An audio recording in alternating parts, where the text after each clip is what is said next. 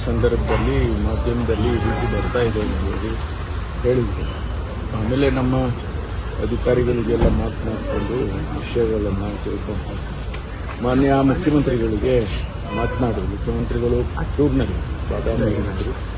ಮಾತಾಡಿ ಇದೆಲ್ಲ ಈ ರೀತಿ ಆಗಿದೆ, ತಕ್ಷಣ ನಾವು ಇದರ ಬಗ್ಗೆ ಕ್ರಮ ತಗೋಬೇಕು, ಇಂಥದ್ದನ್ನೆಲ್ಲ ಇಲಾಖೆಯಲ್ಲಿ ನಡೆಯೋದಕ್ಕೆ ಬಿಡಬಾರ್ದು. ಆ ಕಾರಣಕ್ಕೂ ಅವರು ಎಷ್ಟೇ ದೊಡ್ಡವರಿರಲಿ, ಹಿರಿಯವರಿರಲಿ, ಯಾರೇ ಇರಲಿ ಅಂತ ಹೇಳಿದ ಮೇಲೆ ಅವರು ಕೂಡ ಸೂಚನೆ ಕೊಟ್ಟರು. ಇಮಿಡಿಯೇಟ್ ಆಗಿ ಅವರಿಗೆ ಸಸ್ಪೆಂಡ್ ಮಾಡಿ ಎನ್ಕ್ವೈರಿ ಮಾಡಿ, ಆಮೇಲೆ ಅವರಿಗೆ ಅವರೇನೋ ಹೇಳಿಕೆ ಕೊಟ್ಟಿದ್ದಾರೆ ಅದು ಸುಳ್ಳು ಹಾಗೆ ಅಂತೇಳಿ. ಅಂಥದ್ದೇನಾದ್ರು ಇದ್ರೆ ಅದೇ ಆನಂತರ ನೋಡೋಣ. ಆದರೆ ಮೇಲ್ನೋಟಕ್ಕೆ ಇದು ಕಾಣಿಸ್ತಾ ಇರೋದ್ರಿಂದ ಅದನ್ನು ಇದು ಯಾರಿಗೂ ಗೌರವ ತರೋದಿಲ್ಲ ಅಂತ ಹೇಳಿ ಹೇಳಿದ ಮೇಲೆ ಸಸ್ಪೆಂಡ್ ಮಾಡಿ ಮುಂದೆ ಎನ್ಕ್ವೈರಿ ಆಗುತ್ತೆ.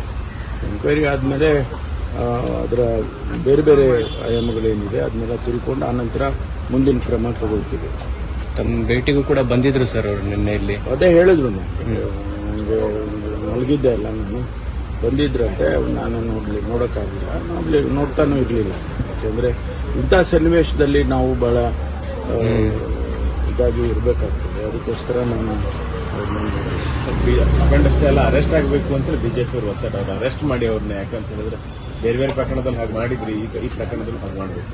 ಅದು ಮುಂದಿಂದು ಕ್ರಮ ಬೇರೆ. ಮುಂದೆ ತನಿಖೆ ಆದಮೇಲೆ ಏನು ಬೇಕಾದರೂ ಆಗ್ಬೋದಲ್ಲ, ಅವರು ಡಿಸ್ಮಿಸ್ಸು ಆಗ್ಬೋದು. ಅದರಿಂದ ಈಗ ನಾವು ಇಮಿಡಿಯೇಟ್ ಆಕ್ಷನ್ ತಗೊಳ್ಬೇಕು ಅಂತ ಹೇಳಿ ತಗೊಂಡಿದ್ದೇವೆ.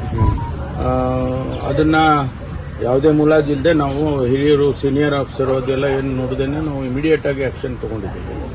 ಅದಾದ್ಮೇಲೆ ತನಿಖೆಯಲ್ಲಿ ಏನು ಬರುತ್ತೆ ಅದನ್ನ ನೋಡಿಕೊಂಡು ಮುಂದಿನ ಕ್ರಮ ತಗೊಳ್ತೀವಿ. ಸಂತ್ರಸ್ತೆ ಯಾರಾದ್ರೂ ಗೊತ್ತಾಯ್ತು? ಕಂಪ್ಲೇಂಟ್ ಏನು ಈ ವಿಷಯದಲ್ಲಿ ಏನು ಬೇರೆ ಏನು ಗೊತ್ತಿಲ್ಲ.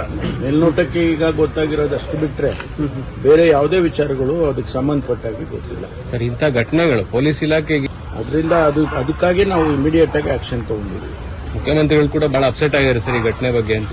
ಮುಖ್ಯಮಂತ್ರಿಗಳು ಆಗಿದ್ದಾರೆ, ನಾನೂ ಆಗಿದ್ದೇನೆ. ಯಾಕೆಂದ್ರೆ ಇದು ನಮ್ಮ ಇಲಾಖೆ ಆದದ್ರಿಂದ ನಮಗೂ ಕೂಡ ಇದು ಸರಿ ಕಾಣಿಸೋದಿಲ್ಲ.